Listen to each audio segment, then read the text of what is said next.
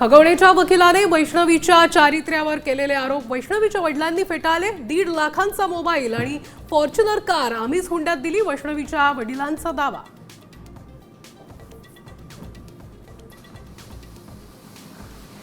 वैष्णवी हगवणे प्रकरणात नवीन व्हिडिओ समोर। गणेशोत्सवाच्या काळात चांदीची गौराई भेट तर अधिक मासात शशांक हगवणेला अंगठी।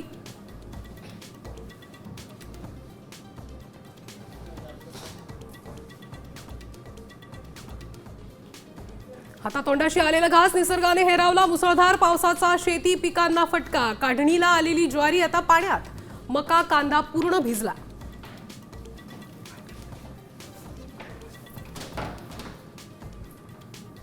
अवकाळीचा फटका, भाजीपाला कुजला। दर दुपट्टीने वाढलं। गवार, शिमला मिरची, फ्लॉवर 100च्या वर।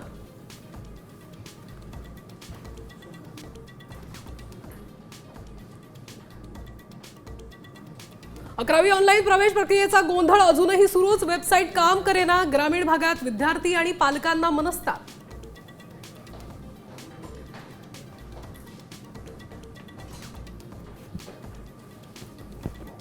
जळगावात महिलेची भर रस्त्यात प्रसूती। लुगड्याच्या आडोशानं बाळाला दिला जन्म। संतापजनक घटनेनंतर जिल्हाधिकाऱ्यांची धावाधाव।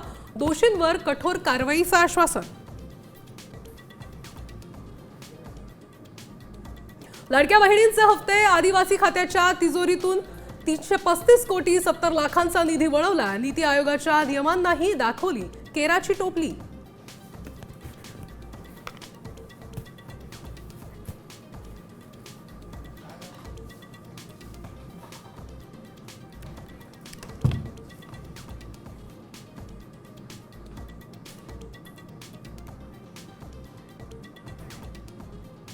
नमस्कार, मी प्रेरणा प्रदीप। दुपारच्या या बातमीपत्रात आपलं स्वागत करते आणि बातमीपत्राच्या सुरुवातीलाच महत्त्वाची बातमी आपण बघतोय।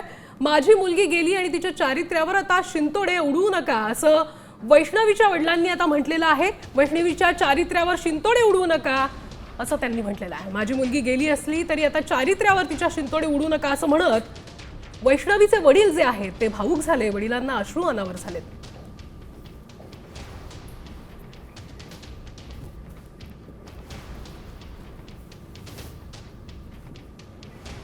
तर आपण बघतोय वैष्णवी आत्महत्या प्रकरण या संदर्भात आता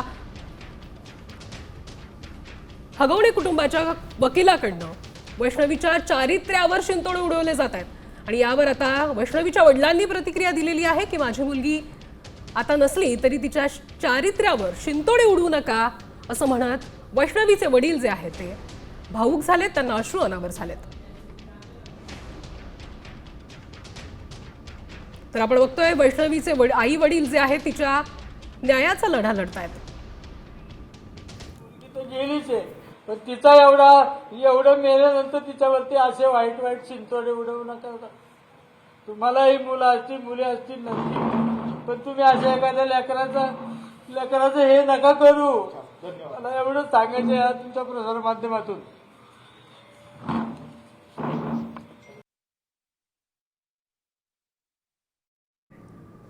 तर हगवणेच्या वकिलाने वैष्णवीच्या चारित्र्यावर केलेले आरोप वैष्णवीच्या वडिलांनी फेटाळून लावलेत। हगवणेकडे आता 5 कोटींच्या गाड्या नाही आहेत, ते आम्ही दिलेलीच गाडी वापरत असल्याचंही वैष्णवीच्या वडिलांनी सांगितलंय। तर शशांक हगवणेला 1.5 लाखांचा मोबाईल आम्हीच दिला असा दावा वैष्णवीचे वडील अनिल कसपटेंनी केलाय।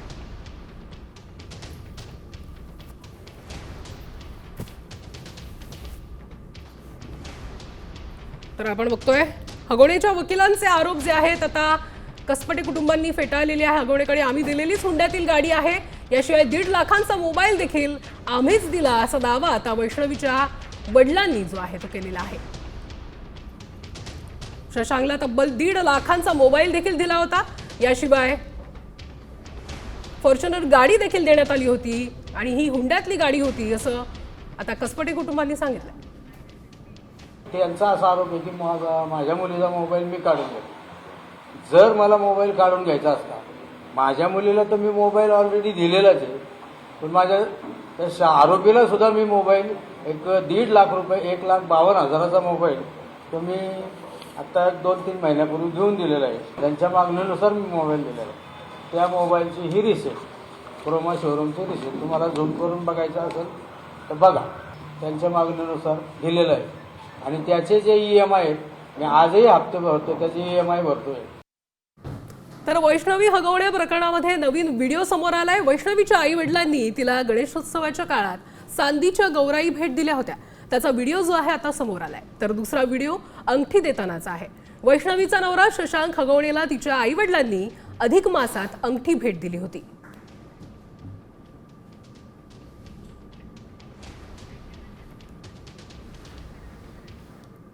तर हगवणे कुटुंबाचे वकील विपुल दुशी घरगुती हिंसाचाराचं समर्थन करतात का, असा संतप्त सवाल आता अंजली दमानी यांनी केलाय. तसंच बार असोसिएशनची विपुल दुशींची सनद जी आहे ती रद्द करावी अशी मागणीही करण्यात आली आहे. डोमेस्टिक व्हायलन्सच्या विरुद्ध जे कायदे आले आहेत त्याची काही कारणं आहेत. शाब्दिक सुद्धा जर असं कोणी म्हणालं तर त्याला सुद्धा डोमेस्टिक व्हायलन्स म्हटलं जातं. आणि कानाखाली मारणं म्हणजे नवऱ्याने जर कानाखाली मारलं तर त्याला छळ म्हणायचा का, हे तुमचं आर्ग्युमेंट, कोर्टातलं आर्ग्युमेंट. मला तातडीने पहिलं सांगायचं आहे की पुणे बार असोसिएशननी यांचा सनद रद्द करण्यासाठी मूव्ह केलं पाहिजे. अशा वकिलांची सनद रद्द करायला पाहिजे.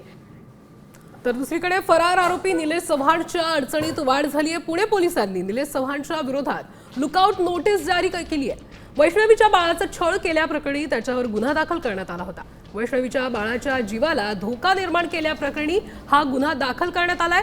निलेश चव्हाण हा वैष्णवी हगवणेच्या पतीचा जवळचा मित्र आहे आणि वैष्णवीच्या आत्महत्येनंतर त्याने वैष्णवीच्या बाळाला लपवून ठेवलं होतं. 75 जे ॲक्ट हे कलमसुद्धा याच्यामध्ये वाढ करून आणि कन्फाईनमेंट 342 जो पूर्वीचा IPC आहे म्हणजे मुलाला दाबून ठेवलं त्याबद्दल तो गुन्हा दाखल झाला आहे.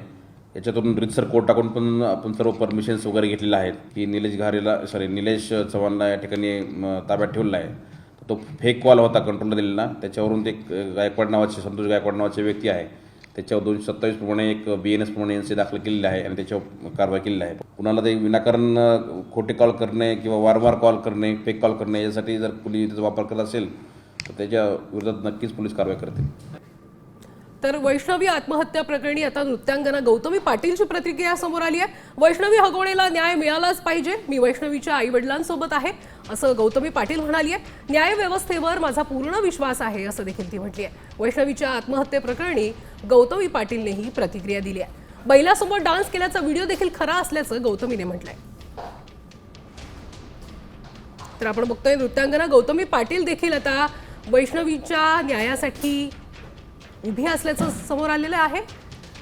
गौतमीने या संदर्भातली प्रतिक्रिया दिलेली आहे आणि न्याय व्यवस्थेवर तिचा विश्वास असल्याचं ती म्हटली आहे.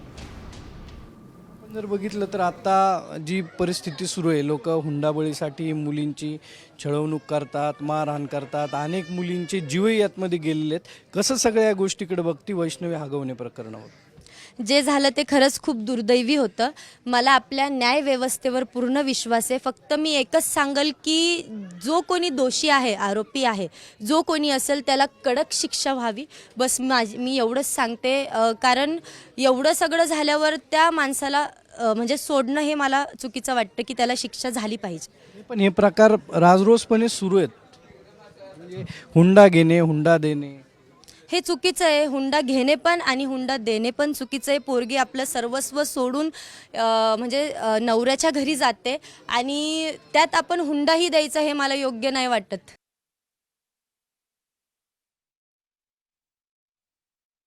पडलेल्या मुसळधार पावसाचा परिणाम भाजीपाल्यावर झालाय. एकीकडे शेतात भाज्या पाण्याखाली गेल्यात तर दुसरीकडे APMC मध्ये आलेला शेतमाल जो आहे तो भिजलाय. त्यामुळे भाज्यांचे दर दुप्पट वाढलेत. किरकोळ मार्केटमध्ये शेवगा 160 रुपये किलोवर गेलाय तर गवार, शिमला मिरची, फ्लॉवर ही 100च्या वर गेली आहे. पालेभाज्याही आता जुडीला 50 रुपयांनी विकल्या जात आहेत.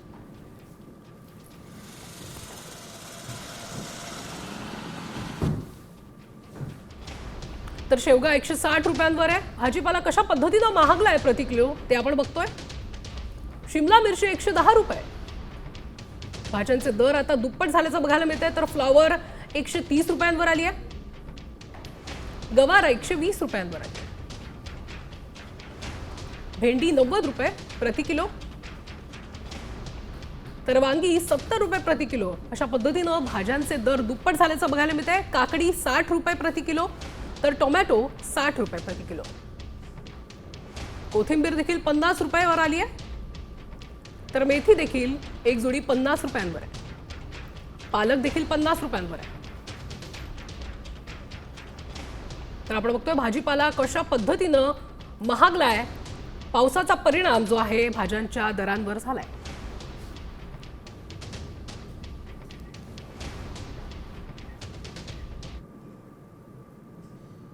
तर गेल्या काही दिवसात झालेल्या मुसळधार पावसामुळे अनेक ठिकाणी नुकसान झालंय. ज्यांच्या घरात पाणी गेलंय त्यांना 10,000 देणार अशी घोषणा आता अजित पवारांनी केली आहे. पंचनामे करण्याचे आदेश दिलेत आणि लवकरच नुकसानीचे पंचनामे होतील असा विश्वास सुद्धा अजित पवारांनी दिलाय.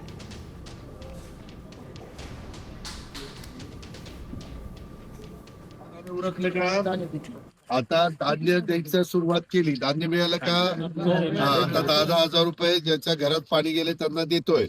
त्यांना आता 11:30 पुढे फोन लावून द्या, मी त्यांना सगळ्यांना पैसे सोडायला लावतो. ते करतो. आता शेतकऱ्यांचं ज्यांचं नुकसान झालंय त्याची पंचनामे होती.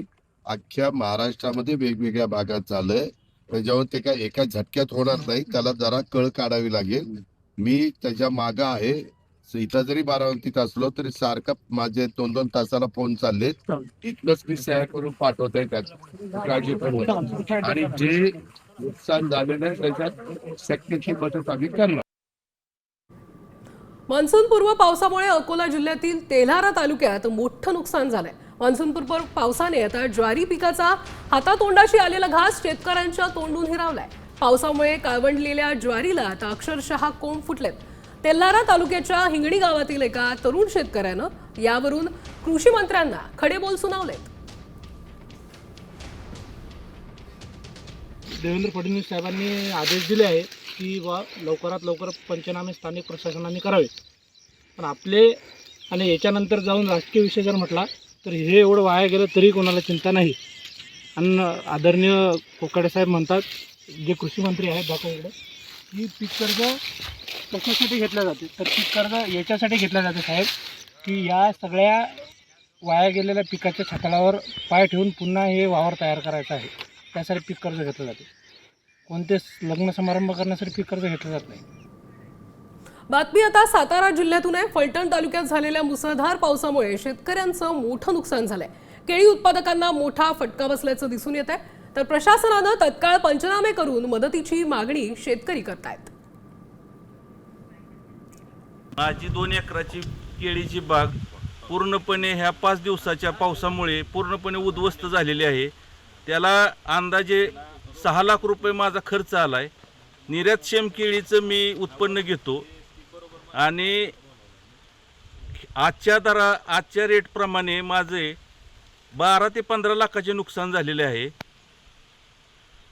आणि ह्याची दखल कुठं मायबाप सरकारने घ्यावी. तर पावसाने राज्यभरात शेतीचं प्रचंड नुकसान केलंय.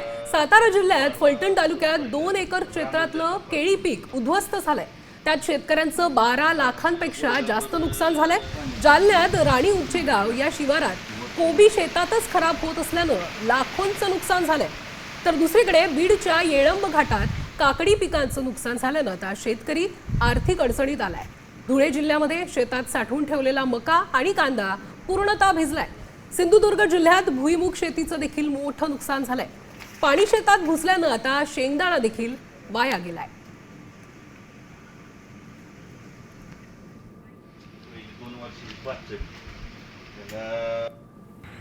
तर जालन्यात मुसळधार पावसामुळे शेती पिकांचं अतोनात नुकसान झालंय. मुसळधार पावसामुळे कोबी उत्पादक शेतकरी हवालदिल झालाय.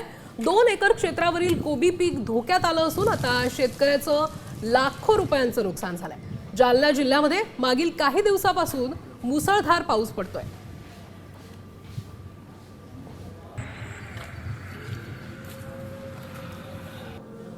तर दुसरीकडे बीडमध्येही पावसानं थैमान घातलंय. येळंब घाट इथल्या शेतकऱ्याच्या काकडी पिकाचं मोठं नुकसान झालंय. नुकसानीचा पंचनामा करून मदत देण्याची मागणी आता शेतकऱ्याकडून होतीये. खरीपाची पेरणी करण्यासाठी शेतकऱ्यांना आर्थिक अडचणींचा सामना करावा लागतोय.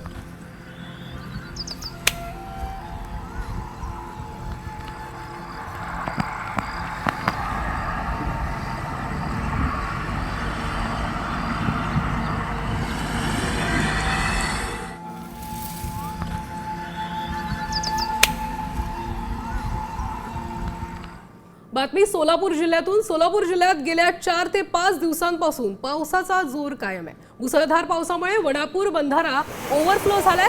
बंधाऱ्याला जोडणारा रस्ताच वाहून गेल्याने वडापूर सिद्धापूर गावाचा संपर्क तुटलाय. नदी काठावरील शेतामध्ये हे पाणी शिरल्यानं आता मोठ्या प्रमाणात शेतीचं नुकसान होण्याची शक्यता आहे.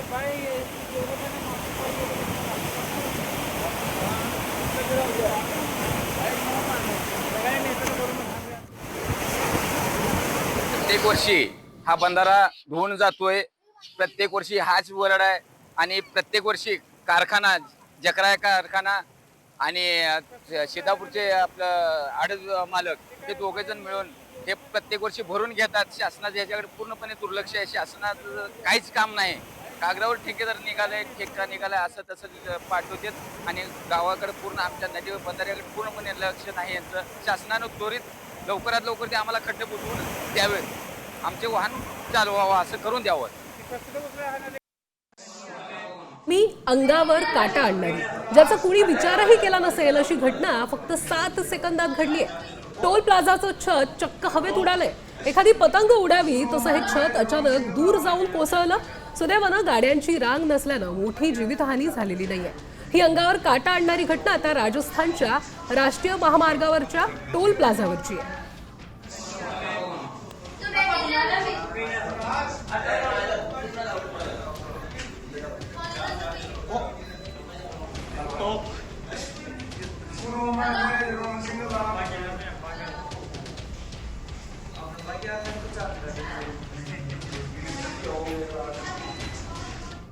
बातमी आता जालन्यातून आहे. जालन्यात एका व्यक्तीला घरातून फरफटत ओढून एका व्यक्तीला अमानुष मारहाण केल्याची घटना घडली आहे. एका टोल नाक्याकडून लाठ्या काठ्यांनी एका व्यक्तीला मारहाण करण्यात आली आहे. जालन्यातील घनसावंगीच्या पाथरवाला गावामध्ये ही घटना घडली आहे. या घटनेचा व्हिडिओ सोशल मीडियावर व्हायरल झालाय.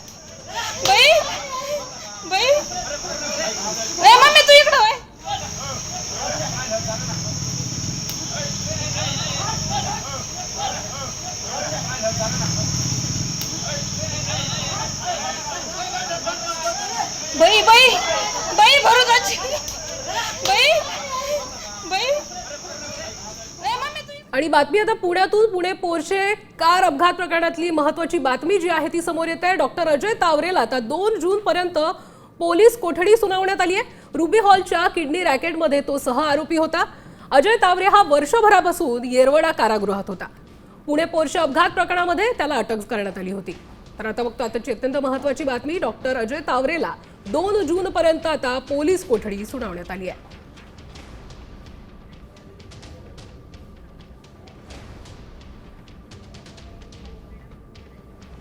बातमी नक्षलवादासंदर्भातली आहे. कुख्यात नक्षलवादी हिडमाला याला अटक करण्यात आली आहे. हिडमाला ओडिशातून त्याला अटक करण्यात आली. हिडमावर 6 कोटींचं बक्षीस देण्यात आलं होतं आणि आता या नक्षलवाद्याला ओडिशातून अटक करण्यात आली आहे. तर आता बघतो आताची अत्यंत महत्त्वाची बातमी. कुख्यात नक्षलवादी हिडमाला याला अटक करण्यात आलेली आहे. अथक प्रयत्नानंतर नक्षलवादी हिडमाला त्याला अटक झालेली आहे. कुख्यात नक्षलवादी हिडमाला अटक झाल्यानंतर आता त्याच्या आधी त्याच्यावर 6 कोटींचं बक्षीस होतं. तो ओडिसात लपून बसला होता आणि आता त्याला ओडिशातनं अटक करण्यात आली आहे. बातमी आता नाशिकमधून आहे. नाशिकमध्ये अज्ञात टोळक्याने आग लावली असल्याचं समोर आलेलं आहे. बाटलीत आणलेले ज्वलनशील पदार्थ टाकून आग लावत असल्याचं सीसीटीव्ही कॅमेऱ्यामध्ये चित्रित झालंय. नाशिकच्या ITI सिग्नल परिसरामध्ये असलेल्या कुमार भारती बारला ही आग लावण्यात आली आहे. आग का लावली याचं कारण मात्र अद्याप समजू शकलेलं नाहीये.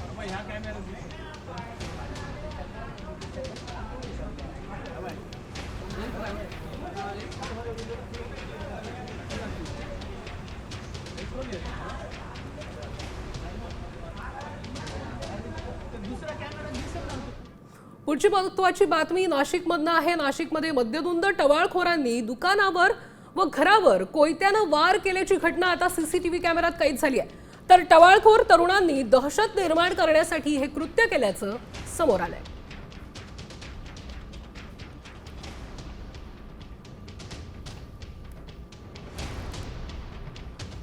बातमी सोलापूरमधून आहे. सोलापूरच्या टेक्सटाईल मार्केट समोर कारचा भीषण अपघात झालाय. बोलेरो गाडीनं धडक दिल्यानं 2 महिला या अपघातात जखमी झाल्यात.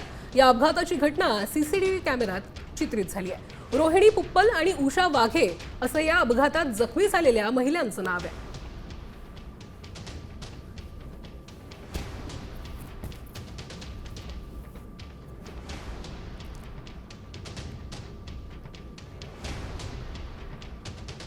बातमी मुंबईच्या गोरेगावमधून. मुंबईच्या गोरेगावमधील सोसायटीच्या लिफ्टमध्ये हाणामारी झाली आहे. गोरेगाव पश्चिम येथील एका सोसायटीमध्ये झालेल्या हाणामारीची संपूर्ण घटना सीसीटीव्ही कॅमेऱ्यात चित्रित झाली आहे. केवळ लिफ्टमध्येच नाही तर सोसायटीच्या बाहेरही ही हाणामारी करण्यात आली. बेकायदेशीर पार्किंगवरून भांडण झाल्याची माहिती मिळते आणि या प्रकरणी गोरेगाव पोलिसांनी दोन्ही पक्षांविरुद्ध परस्पर विरोधी तक्रार दाखल केली आहे. दोन्ही बाजूंच्या एका व्यक्तीला ताब्यात देखील घेण्यात आलंय.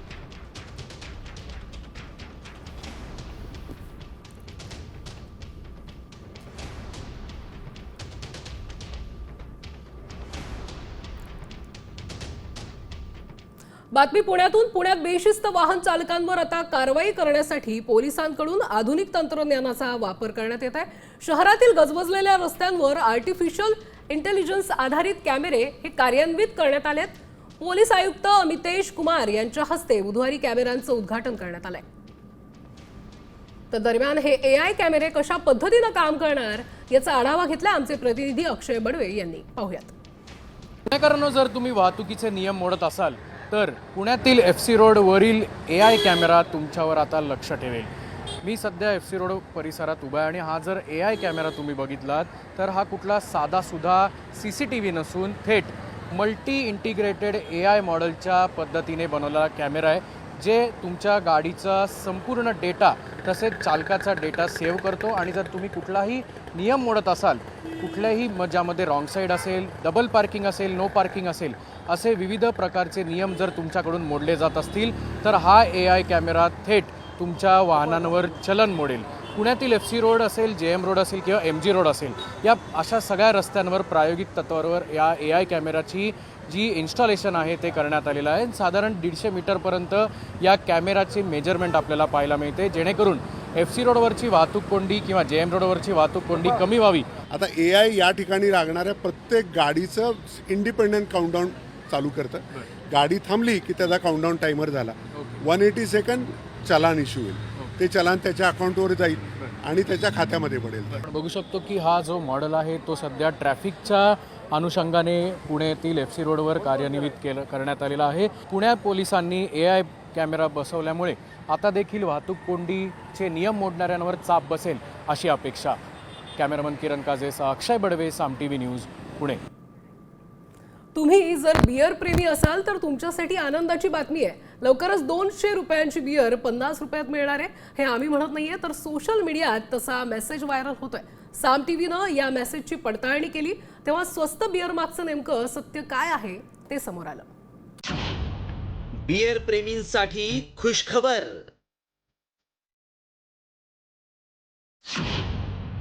200 ची बियर आता अवघ्या 50 रुपयात मिळणार.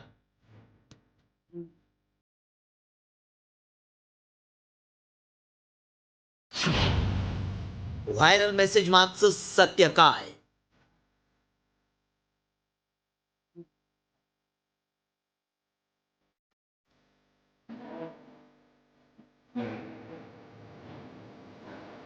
बियर म्हटली की अनेक मद्यप्रेमींच्या उत्साहाला उधाण येतं. उन्हाळ्याच्या दिवसांमध्ये बियरची मागणी मोठ्या प्रमाणात वाढते आणि अनेकदा आपली आवडती थंड बियर आणि ब्रँड मिळणं कठीण होतं. अशातच 200 रुपयांची बियर लवकरच 50 रुपयात मिळणार अशा आशयाचा मेसेज सोशल मीडियात व्हायरल होतोय.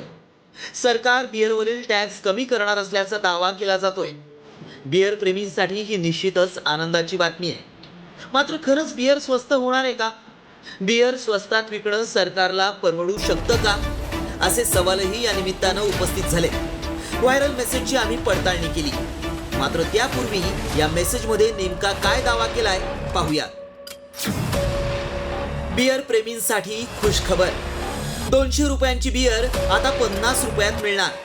भारतानं ब्रिटनच्या बियरवरील कर तब्बल 75% कमी केलाय. त्यामुळे बियर आता स्वस्त दरात मिळेल. हा मेसेज व्हायरल होत असल्यामुळं बियर प्रेमींच्या आनंदाला उधाण आलंय. हा मेसेज पाहिल्यानंतर अनेकांनी लगेच चीअर्स करून एकमेकांना शुभेच्छा देण्यासही सुरुवात केली आहे. मात्र व्हायरल होत असलेला मेसेज खरा आहे का? खरंच 200 रुपयांची बियर अवघ्या 50 रुपयात मिळणार आहे का? असे सवालही उपस्थित झाले. साम टीव्हीने या मेसेजची पडताळणी केली. याबद्दल लिकर इंडस्ट्रीतले तज्ज्ञ अधिक माहिती देऊ शकतात. त्यामुळे आम्ही त्यांच्याकडून अधिक माहिती घेतली. तेव्हा त्यांनी काय सांगितलं पहा. त्याच्यामध्ये 10 मिलियन केसेस इतकं फक्त इम्पोर्टचं मार्केट आहे आणि ते एकूण बिअरच्या कन्झम्पशनच्या फक्त 3% आहे. आणि त्याच्यात पण हे जे काही 3% आहे त्याच्यामध्ये ब्रिटिश बिअर जी आहे ती फार काही जास्त नाही आहे. त्याच्यामुळं असं काही होईल असं मला अजिबात वाटत नाही बिअरच्या बाबतीमध्ये. त्यामुळं आमच्या पडताळणीत काय सत्य समोर आलं पहा. भारत आणि ब्रिटन यांच्यात 6 मे रोजी एक करार झाला असून या करारानुसार ब्रिटनमधून आयात होणाऱ्या दारूवरील आयात शुल्क 75% कमी करण्यात आलाय. त्यामुळे तुर्तास तरी बियर स्वस्त होण्याची कोणतीही चिन्ह दिसत नाहीत. मात्र भारत ब्रिटन करारामुळे ब्रँडेड व्हिस्की काही प्रमाणात स्वस्त मिळू शकते. त्यामुळे आमच्या पडताळणीत 200 रुपयांची बियर 50 रुपयात मिळेल हा दावा असत्य ठरलाय.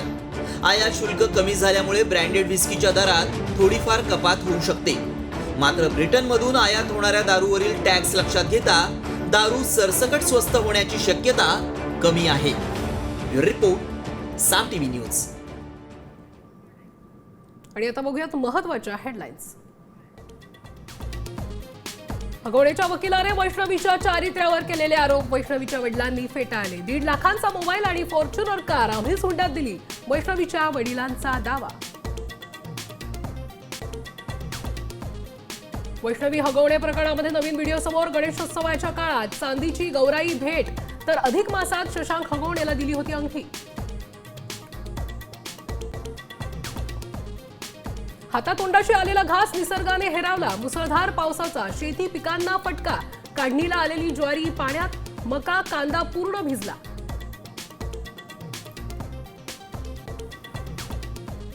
अवकाळीचा फटका. भाजीपाला कुजला. दर दुप्पटीने वाढले. गवार, शिमला मिरची, फ्लावर 100च्या वर.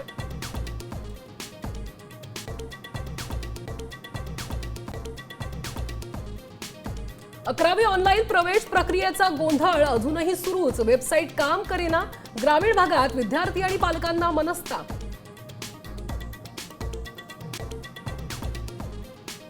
जळगावात महिलेची भर रस्त्यात प्रसूती. लुगड्याच्या आडुशानं बाळाला दिला जन्म. संतापजनक घटनेनंतर जिल्हाधिकाऱ्यांची धावाधाव. दोषींवर कठोर कारवाईचं आश्वासन. लाडक्या बहिणींचे हप्ते. आदिवासी खात्याच्या तिजोरीतून 335 कोटी 70 लाखांचा निधी वळवला. नीती आयोगाच्या नियमांनाही आता दाखवली केराची टोपली.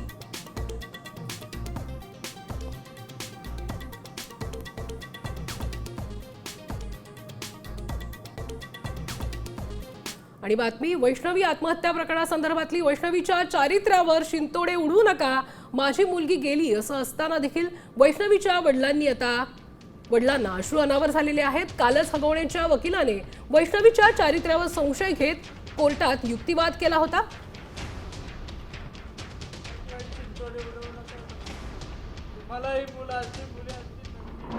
पण तुम्ही असे, माझी मुलगी तर गेलीच आहे, पण तिचा एवढं मेल्यानंतर तिच्यावरती असे वाईट वाईट चिंतोडे उडवू नका. तुम्हालाही मुलं असतील, मुली असतील नसतील, पण तुम्ही अशा एखाद्या लेकराचं हे नका करू. मला एवढं सांगायचं आहे तुमच्या प्रसार माध्यमातून. आपण बघतोय वैष्णवीच्या वडिलांनी विनंती केलेली आहे की माझ्या मुलीच्या चारित्र्यावर शिंतोडे उडवू नका, माझी मुलगी गेली आहे मात्र आता तिच्या चारित्र्यावर शिंतोडे उडवू नका असं म्हणत विनवणी केली. यावेळी ते भावूक झाले होते. याशिवाय त्यांना अश्रू अनावर झाले. तर वकिलांनी नेमकी काय प्रतिक्रिया दिली होती बघूया.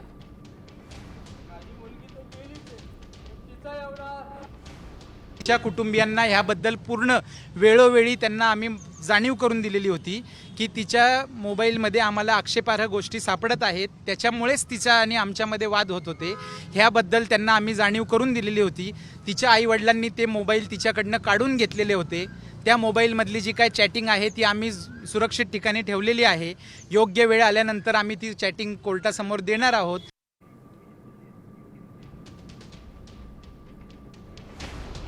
तर वैष्णवी नको त्या व्यक्तीशी चॅट करत होती, ते आम्ही पकडलं, असं विपुल दोशी जे हगवणे यांचे वकील आहेत त्यांनी म्हटलंय. वैष्णवीची प्रवृत्तीत आत्महत्या करण्याची होती, तिने अनेक वेळा आत्महत्येचा प्रयत्न केला, असं देखील या युक्तिवादात विपुल दोशी यांनी म्हटलंय. चॅट करणाऱ्या व्यक्तीने त्रास दिला असावा म्हणून तिने आत्महत्या केली असावी, असं देखील विपुल जोशी म्हणाले. तर या युक्तिवादामध्ये काय काय म्हणण्यात आलंय? 40 लाख रुपयांची गाडी दिली म्हणतात. हगवणेंच्या घरात 5 कोटी रुपयांच्या गाड्या आहेत, असं देखील हगवणे यांचे वकील विपुल यांनी म्हटलंय. तर नवऱ्याने बायकोला कानाखाली मारणं म्हणजे छळ नाही, असं देखील यात युक्तिवादात म्हणण्यात आलंय. मुख्यमंत्री देवेंद्र फडणवीस यांनी आज पुन्हा एकदा त्यांचे कट्टर राजकीय विरोधक असलेल्या शरद पवारांचं कौतुक केलंय. फडणवीसांनी शरद पवारांबाबत अनेक गोष्टी आवडतात असं देखील सांगितलंय. तसंच जय पराजयाचा विचार न करता ते सातत्यानं काम करत राहतात, असं देखील फडणवीस यांनी म्हटलंय. तर संजय राऊतांनी यावरून फडणवीसांवर निशाणा साधलाय. कौतुकासाठी दिल्लीची परवानगी घेतली असेल, असं देखील राऊतांनी म्हटलंय. तर आपण बघतोय फडणवीसांकडून शरद पवार यांचं कौतुक करण्यात आलेलं आहे. मात्र त्यानंतर संजय राऊतांनी फडणवीसांवर निशाणा साधलेला आहे. कौतुकासाठी दिल्लीची परवानगी घेतली असेल, असं राऊत म्हणाले.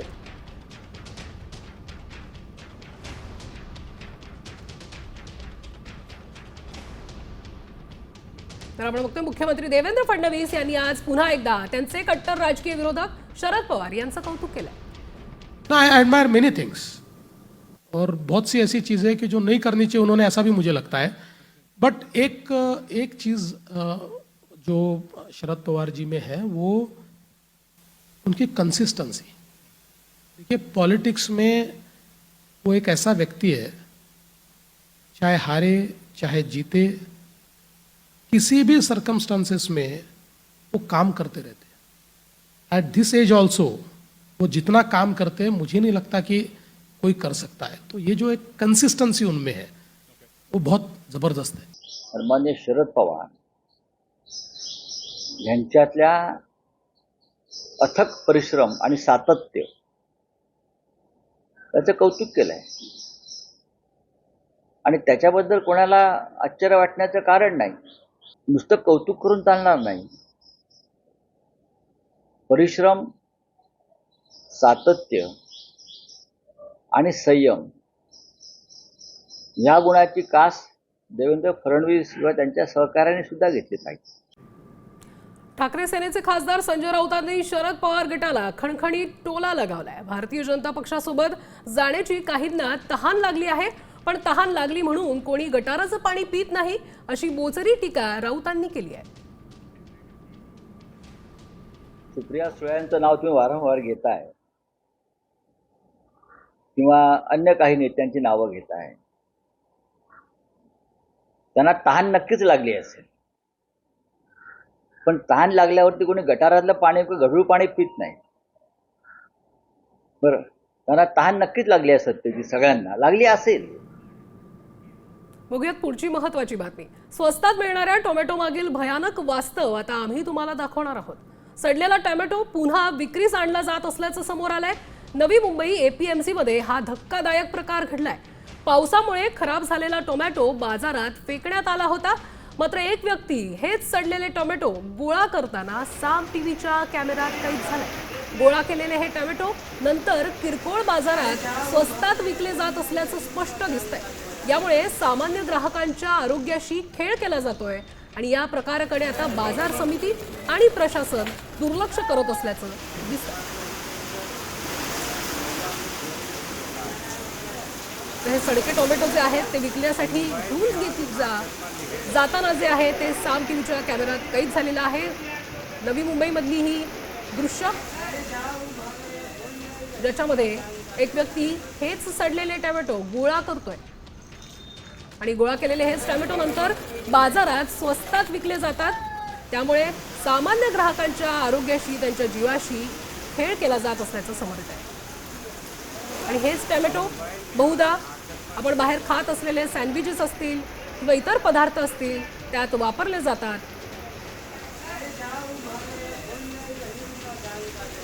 बघूयात पुढची महत्त्वाची बातमी. राज्यात 11वी ऑनलाईन प्रवेश प्रक्रियेत आता गोंधळ अजूनही सुरूच आहे. राज्यभरातील ग्रामीण भागात विद्यार्थी आणि पालकांना यामुळे अनेक अडचणींचा सामना करावा लागतोय. दिलेली वेबसाईट चालत नसल्याने आणि वारंवार एरर दाखवत असल्याने महाविद्यालयांनी हात टेकले असून ऑफलाईन प्रक्रिया आता राबवा अशी मागणी केली जाते. माझी मुलगी आता जस्ट 10th स्टँडर्डला पास झालेले, तर मला ॲडमिशनसाठी प्रोसिजर जी करायची आहे त्याच्यामध्ये मी आता जी नुकतीच आता ऑनलाईन जी प्रोसिजर झालेली आहे त्यामध्ये मी मुलीचं ॲडमिशनची प्रोसिजर स्टार्ट केलेली आहे. पण मी गेल्या 3 दिवसांपासून ही प्रोसिजर करत आहे आणि नेटवर्क प्रॉब्लेम आहे, भरपूरशा गोष्टींमुळे माझी ती ॲडमिशनची जी प्रोसिजर आहे ती कम्प्लिटली होत नाही आहे आणि त्याच्यासाठी मला 3 दिवसांपासून मी ते सुट्टीवर आहे. तर राज्यभरात सध्या 11वीच्या प्रवेश प्रक्रिया सुरू आहेत. मात्र या प्रवेश प्रक्रियेमध्ये बराच गोंधळ असल्याचं समोर आलंय. प्रवेश प्रक्रियेसाठी काही दिवस शिल्लक आहेत, मात्र यामध्ये विद्यार्थ्यांना हवे तसे महाविद्यालयाचे पर्याय मिळत नसल्याने याबाबतची तक्रार शिक्षण मंत्र्यांकडे करण्यात आली आहे. जर यावर काही तोडगा निघाला नाही तर आंदोलन करण्यात येईल असा इशारा आता हिंदू महासंघाने दिलाय.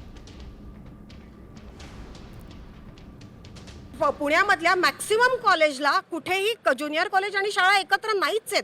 अगदी हाताच्या बोटावरती एका हाताच्या बोटावर मोजण्या इतक्याच शाळा फक्त एका प्रिमायसेसमध्ये आहेत. 11वी प्रवेश प्रक्रियेसाठी ज्यावेळेला कॉलेजमध्ये ना वेबसाईटला गेले त्यावेळेला त्यांना असं जाणवलं की जे कॉलेज पाहिजे किंवा इन हाऊस वगैरे पाहिजे तर त्यामध्ये त्यांना प्रवेश घेताच येत नाहीये. मग त्यांनी काय परगावी जावं का? तुम्ही जर जी अट घातली की शाळा आणि कॉलेज एका प्रिमायसेसमध्ये हवंय, पण जर ते शक्य नाही, प्रत्येकाला ती जागा अवेलेबल होती, ह्या गोष्टी पॉसिबल नाही आहेत आणि हे अट अगदी चुकीची आहे. एका दिवसात जर हा निर्णय बदलला गेला नाही तर पूर्ण महाराष्ट्रभर विद्यार्थी आणि पालकांचं एक मोठं आंदोलन आम्हाला उभं करावं लागेल असं आता तरी हिंदू महासंघाच्या माध्यमातून सांगतो.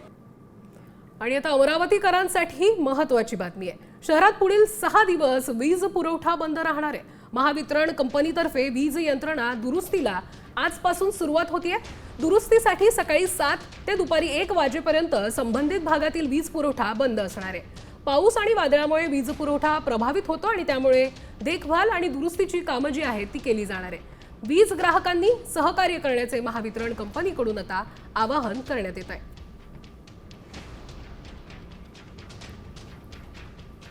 बातमी सोलापूरमधनं. सोलापूरच्या भीमा खोऱ्यातील मुसळधार पाऊस जो आहे तो सुरू आहे. पावसामुळे आता भीमा नदीच्या पाणी पातळीमध्ये वाढ झाली आहे.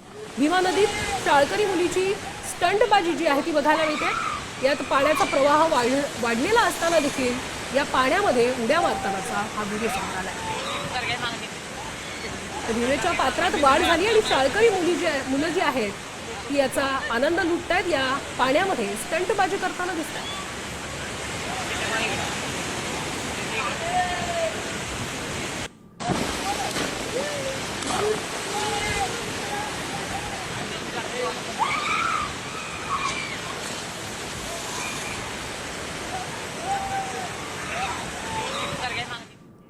बातमी पवईमधून. पवईच्या उच्चभ्रू हिरानंदानी परिसरात राहणारे मनसेचे विभाग अध्यक्ष गणेश चुक्कल यांच्या पाळीव श्वानांनी इमारतीतील नागरिकांवर हल्ला केल्याप्रकरणी गुन्हा दाखल करण्यात आलाय.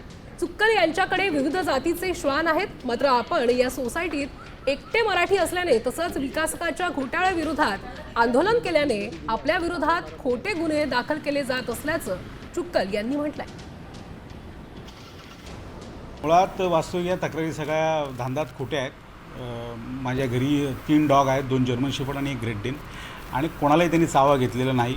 इथे कॉस्मोपॉलिटन लोक ही मराठी द्वेषी आहेत दुर्दैवाने सांगावं लागतं. आणि या सोसायटीमध्ये जे काही पाश्चात्य संस्कृतीचं दर्शन घडतं म्हणजे उघड्यावर दारूच्या पार्ट्याकडनं ब्राऊन शुगर, चरस, गांजा, काही इस्कॉट सर्व्हिस या ठिकाणी येतात आणि या सगळ्या अवैध धंद्यांना मी विरोध केला. कायदेशीर मी वकिलांशी याच्यावर सल्ला घेईन आणि कायदेशीर पोलिसांना सहकार्य करून मी पोलिसांना देखील तो गुन्हा कसा खोटा आहे हे मी तपासात त्यांच्या निष्पन्न करून देईन. बातमी पुण्यातल्या पावसाची. पुणे शहरात पाऊस सुरू होऊन आता 8 दिवस झाल्यानंतरही अद्याप धोकादायक झाडांच्या फांद्यांच्या छाटणीकडे महापालिकेचं दुर्लक्ष आहे. नागरिकांनी केलेल्या 229 तक्रारी अद्याप प्रलंबित आहेत. शहरात आतापर्यंत झाडांच्या फांद्या कोसळून 2 जणांचा मृत्यू झाल्यामुळे मोठ्या झाडांखालून आता जाताना नागरिकांमध्ये भीतीचं सावट निर्माण झालंय आणि हे चित्र सध्या बघायला मिळत आहे. पावसाळ्याच्या तोंडावर आता शहरातील रस्त्यांवर तसंच खाजगी सोसायट्यांमधील झाडांच्या धोकादायक फांद्या, धोकादायक अवस्थेतील झाडं महापालिकेकडून तोडली जातात. मात्र पाऊस सुरू होऊन 8 दिवस झाल्यानंतरही महापालिकेकडून अद्याप या संदर्भातील तक्रारींचा पूर्ण निपटारा करण्यात आलेला नाहीये.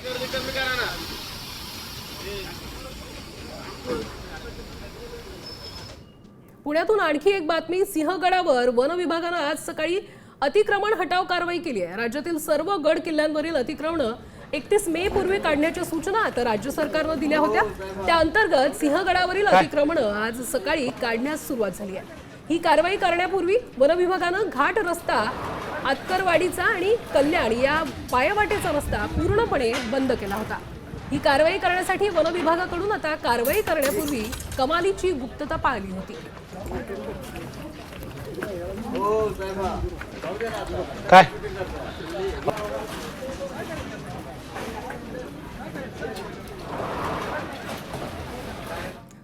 तर POK एक दिवस भारतातच होणार असा विश्वास संरक्षण मंत्री राजनाथ सिंहांनी व्यक्त केलाय. यापुढे पाकशी केवळ दहशतवाद, POK वरच चर्चा असंही त्यांनी ठणकावून सांगितलंय.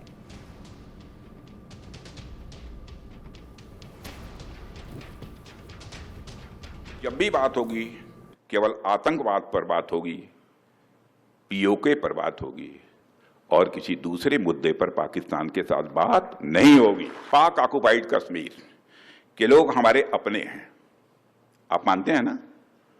पाक ऑक्युपाइड कश्मीर के लोग वो हमारे अपने हैं, हमारे परिवार का हिस्सा हैं. हम प्रधानमंत्री के श्री नरेंद्र मोदी जी के एक भारत श्रेष्ठ भारत के संकल्प के लिए पूरी तरह से प्रतिबद्ध हैं और हमें यह पूर्ण विश्वास है कि हमारे वो भाई जो आज हमसे भौगोलिक और राजनीतिक रूप से अलग हैं, वो भी अपने स्वाभिमान, आत्मा की आवाज और स्वेच्छा से भारत की मुख्य धारा में कभी न कभी जरूर वापस लौटेंगे. पहलगाम हल्ल्यात आता सर्वात मोठा खुलासा झालाय. पाकिस्तान लष्कर प्रमुख असीम मुनीरचं आता मास्टर माइंड असल्याचा पर्दाफाश पाकच्याच माजी मेजरनं केलाय. तसंच पाकिस्तानी सैन्याच्या हल्ल्याच्या कटामध्ये 4 ते 5 उच्च अधिकाऱ्यांचाही सहभाग असल्याचं माजी अधिकारी आदिल राजानं म्हटलंय. तर पाकिस्तानचा माजी अधिकारी आदिल राजानं काय गौप्यस्फोट केलाय पाहूयात.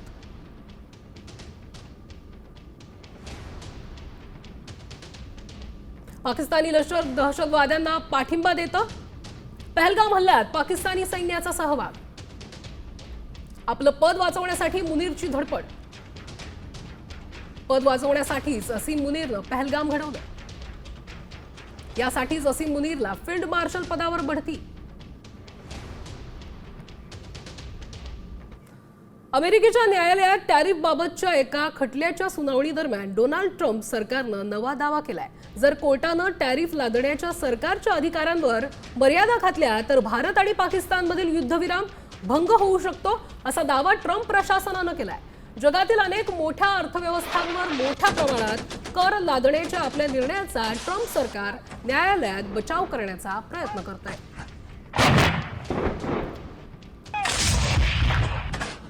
तर कोर्टानं टॅरिफ लादण्याच्या अधिकारांवर मर्यादा घातल्या भारत पाकमधील युद्धविराम भंग होऊ शकतो असा दावा करण्यात आलेला आहे.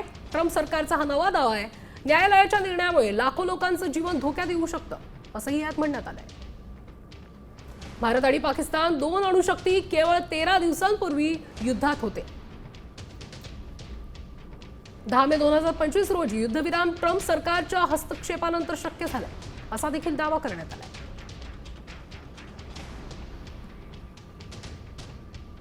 महत्त्वाची बातमी समोर येते. पुण्याच्या भोर मार्गावर वाहतूक कोंडी झालेली आहे.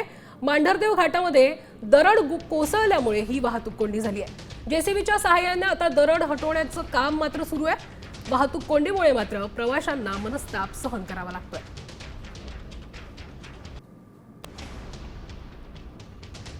तर आपण बघतोय मांढरदेव घाटामध्ये दरड कोसळली आहे आणि JCBच्या सहाय्याने ही दरड हटवण्याचं काम आता सुरू आहे.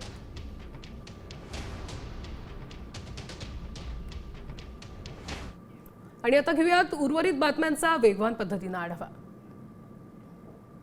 धाराशिव मांजरा नदी मे महिन्यात पहिल्यांदाच दुथडी भरून वाहू लागली आहे. गेल्या 3 ते 4 दिवसात झालेल्या पावसामुळे नदी तुडुंब भरली आहे. त्यामुळे खरीप आणि नदीकाठच्या पिकांना चांगला फायदा होणार आहे.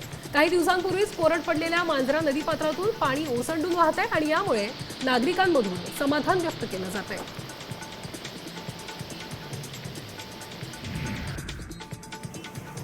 सोलापूर जिल्ह्यात गेल्या 4 ते 5 दिवसांपासून पावसाचा जोर कायम आहे. मुसळधार पावसामुळे वडापूर बंधारा ओव्हरफ्लो झालाय. बंधाऱ्याला जोडणारा रस्ताच वाहून गेल्याचं वडापूर सिद्धापूर गावाचा संपर्क तुटलाय. नदी काठावरील शेतामध्ये हे पाणी शिरल्यानं मोठ्या प्रमाणात शेतीचं नुकसान होण्याची शक्यता आहे.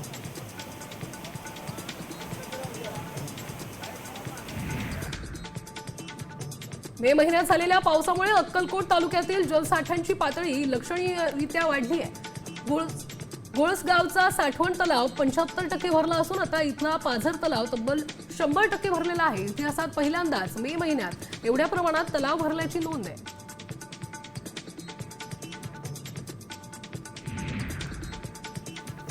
बीडमध्ये देखील पावसानं थैमान घातलंय. येळंब घाट इथल्या शेतकऱ्याच्या काकडी पिकाचं मोठं नुकसान झालंय. नुकसानीचा पंचनामा करून मदत देण्याची मागणी शेतकऱ्याकडून होतीये. खरीपाची पेरणी करण्यासाठी शेतकऱ्यांना आर्थिक अडचणींचा सामना करावा लागतोय.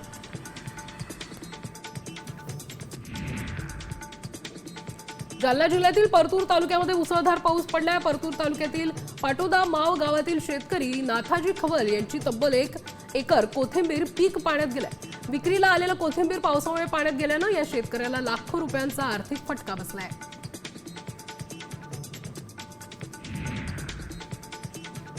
जालन्यात मुसळधार पावसामुळे कोबी उत्पादक शेतकरी हवालदिल झालाय. 2 एकर क्षेत्रावरील कोबी पीक धोक्यात आलं असून शेतकऱ्यांचं लाखो रुपयांचं नुकसान झालंय.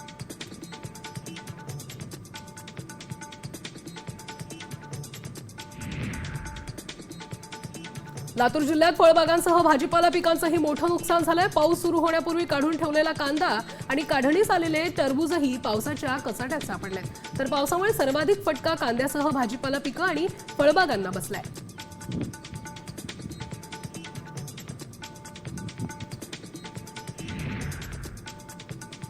मान्सूनपूर्व पावसामुळे अकोला जिल्ह्यातील तेल्हारा तालुक्यात मोठं नुकसान झालंय. ज्वारी पिकाचा हातातोंडाशी आलेला घास शेतकऱ्यांच्या तोंडून हिरावलाय. पावसामुळे काळवंडलेल्या ज्वारीला अक्षरशः कोंब फुटलाय.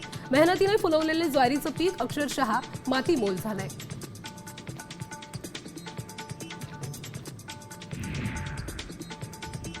सोलापूर जिल्ह्यात सुरू असणाऱ्या मुसळधार पावसाचा बागायती शेतीला मोठा फटका बसलाय. बार्शी तालुक्यातील सौंदर्य गावातील ड्रॅगन फ्रूट बागेचं पावसामुळे नुकसान झालंय.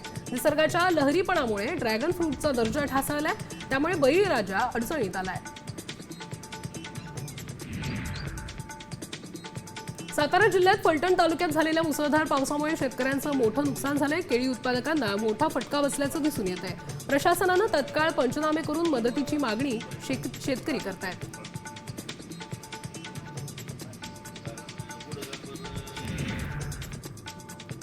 सततच्या पावसामुळे आंबा उत्पादकांना मोठा फटका बसलाय. सातपुड्यातल्या प्रसिद्ध गावरान आंब्याला कवडी मोल भाव मिळतोय. 150 ते 200 रुपये दर असलेला गावरान आंबा आता 80 ते 90 रुपये किलो दरानं विकण्याची वेळ आली आहे.